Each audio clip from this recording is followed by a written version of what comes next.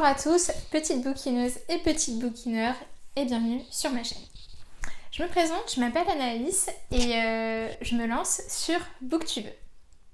Si je suis ici, c'est parce que j'adore lire, vous vous en doutez. Je trouve que ça fait vraiment partie du plaisir de la lecture que de pouvoir la partager avec quelqu'un. Et donc c'est là que vous entrez en scène.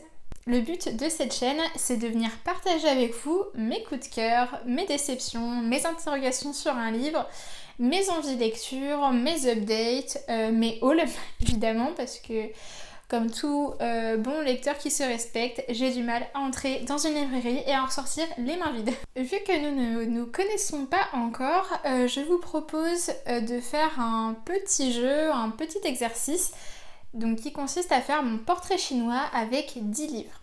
Donc à travers ces livres, je vais pouvoir vous exprimer ma personnalité, mais aussi vous ouvrir un panel plutôt large de toutes les lectures que vous pourrez retrouver sur cette chaîne. Sur ce, c'est parti. J'ai choisi de vous présenter ces 20 milieux sous les mers de Jules Verne. Alors, pourquoi ce livre? C'est parce que Jules Verne, dans ses romans, fait beaucoup de recherches en fait, et c'est un style de roman plutôt scientifique, avec des classifications sur les espèces vivantes. Donc dans 20 milieux sous les mers, ce sont essentiellement des poissons et aussi des plantes aquatiques, mais du coup on a tous ces aspects de classification qui va revenir de manière récurrente.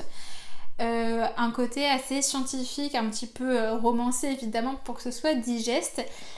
Mais ce qui reflète mon caractère, c'est ce besoin de faire des recherches en permanence. Voilà. Et aussi ce côté très méthodique et organisé que j'ai. Alors, donc du coup, la petite anecdote dont je vous parlais, c'est que quand j'étais au collège et au lycée, en fait, je ne lisais quasiment jamais les lectures qui m'étaient imposées. Donc c'est des lectures, des classiques, hein, souvent français. Il y a plein de choses différentes et pas que des choses potentiellement trépidantes à lire. Lire, c'est une activité très très personnelle. Il fallait qu'on trouve le temps de trouver un petit peu son style, ce qu'on aimait, ce qu'on n'aimait pas. C'était un petit peu de la recherche personnelle. Et lire, c'était aussi pour moi un refuge. Et j'aimais pas du tout qu'on vienne dans ma bulle et me dire quoi y mettre. Je trouvais ça très très intrusif. Et donc du coup, je ne lisais presque jamais ce qui m'était demandé. Mais récemment, il y a à peu près 2 ans, la sagesse est arrivée dans ma vie et je me suis dit que c'était dommage parce que j'ai dû passer à côté d'ouvrages merveilleux. Et donc je me suis mis en tête de pouvoir, de vouloir surtout rattraper un petit peu ce retard accumulé. Et j'ai commencé avec 20 milieux sous les mers. Et là, quelle ne fut pas ma surprise de me prendre une claque en pleine figure parce que j'ai adoré ce bouquin. Ensuite, si j'étais un roman, je serais Rendez-vous au Cupcake Café de Jenny Colgan. Alors, pourquoi j'ai choisi ce livre? Parce que l'univers est doux et sucré, un petit peu comme ma personnalité, en tout cas ce qu'en disent les gens de mon entourage. Et aussi parce que l'héroïne du roman est une femme qui va changer radicalement de vie à la suite de déceptions. Et en fait, cette femme, elle a peur de plein de choses, elle a beaucoup d'appréhension dans la vie de manière générale, et elle va quand même trouver le courage de franchir tous ces obstacles pour essayer d'atteindre son idéal de vie. Voilà, tout simplement. Et je trouve que c'est extrêmement courageux, et comme elle, j'ai un petit peu peur de tout dans la vie, j'appréhende beaucoup les choses, un petit peu comme me lancer sur Booktube et afficher ma tête. Le 3e livre est une BD qui s'appelle Green Manor. Donc cette BD, je l'ai choisie pas pour vous présenter un trait de ma personnalité, mais plutôt pour vous illustrer justement l'univers de ma bulle. On est dans au début des années 1800 à Londres, voilà, dans la grisaille londonienne, le froid, la pluie, l'humidité, le bruit des pas des gens sur le pavé mouillé, le fleuve gris traversant la ville, le tout éclairé à la chandelle avec le son de la corne-brume. Voilà, quelque chose d'assez gris, un petit peu sombre, vite fait éclairé avec des embruns. Voilà, c'est ça que j'aime, ça c'est mon univers. Je trouve que c'est à la fois très réconfortant et plein de mystères. Et en fait, cette BD reflète excessivement bien cet univers. Donc si vous la connaissez pas, je vais vous afficher quelques images pour que vous voyez les dessins qui sont vraiment trop trop beaux. Et en plus, dans ce volume intégral qui regroupe 3 tomes, il y a une partie artbook à la fin et c'est quand même plutôt cool. Si j'étais un roman historique, je serais Les Piliers de la Terre de Ken Follett. Alors, ce livre, je vous l'ai déjà dit auparavant, je suis une fondue d'histoire et donc pour moi le roman historique c'est vraiment lier l'utile à l'agréable, en tout cas quand c'est bien documenté, ce qui est le top. Je ne l'ai pas choisi pour ça en réalité. Je l'ai choisi pour vous dire quelque chose, peut-être que ça vous concerne aussi, j'en sais rien, mais j'en ai marre du présent.